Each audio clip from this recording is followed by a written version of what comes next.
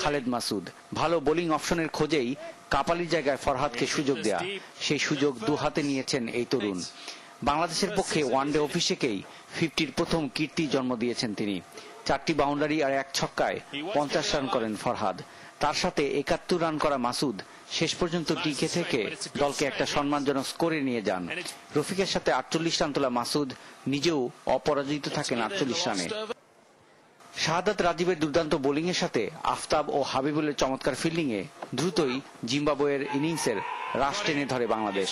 মাত্র 83 রানের মধ্যে 5 উইকেট হারিয়ে আগের ম্যাচের মতোই ব্যাকফুটে চলে যায় Zimbabwe.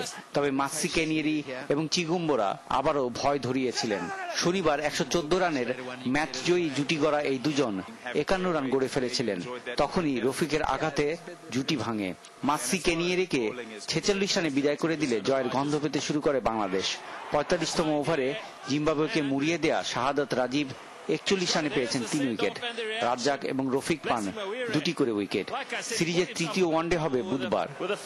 Saifur Rahman Khokon, NTV sports desk.